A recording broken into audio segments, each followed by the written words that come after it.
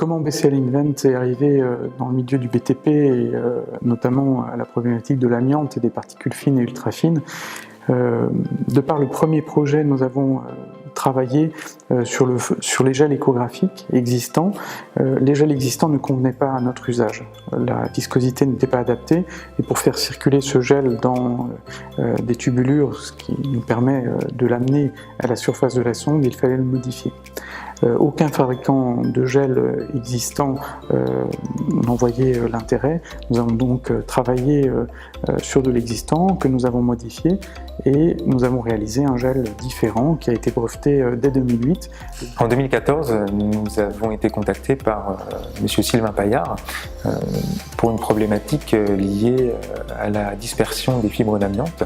Nous avons alors travaillé sur le sujet. En septembre 2014, j'ai contacté l'entreprise BCL.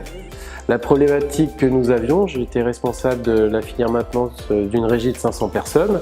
Notre problématique était des problématiques de percement sur des matériaux amiantés. Il fallait donc trouver des solutions pratico-pratiques pour intervenir sur les matériaux. Les premiers tests ont été faits sur de la mousse, avec de la mousse à raser, en utilisant de la mousse à raser. D'autres tests ont été réalisés avec de la colle à papier peint et nous avions trouvé pertinent l'utilisation de gel de type échographique pour intervenir sur les matériaux amiantés. Le premier projet sur lequel on a travaillé, c'était pour le percement. Voilà. Donc on a eu l'idée d'utiliser déjà nos poches de gel et de les adapter en fait pour récupérer des résidus de perçage lors des percements sur des murs, sols ou plafonds. Après quelques jours de réflexion, nous avons vite compris que le gel contenu dans nos poches pouvait servir à cet usage sans grande modification. Nous y avons apporté un collecteur, ce qui permettait d'optimiser l'étanchéité du dispositif et de là est né EasyGel Protect EGP.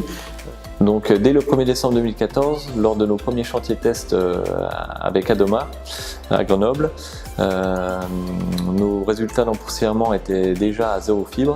Voilà.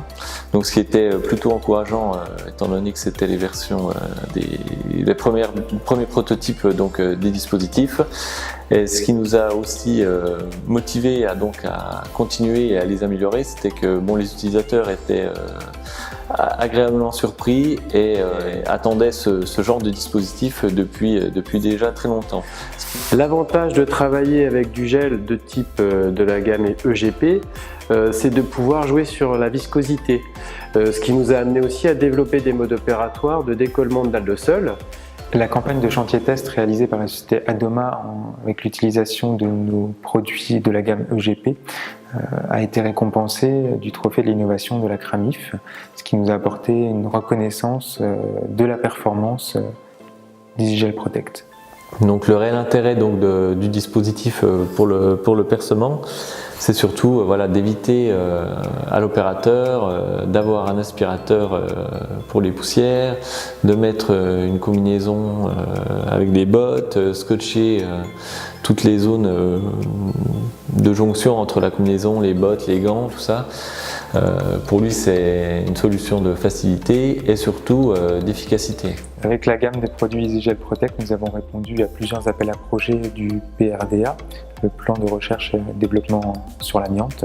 Le PRDA dépend de 4 ministères. Nous avons été la première société à être retenue et nous avons été sélectionnés par la commission CEVALIA, commission d'évaluation des innovations techniques liées à l'amiante.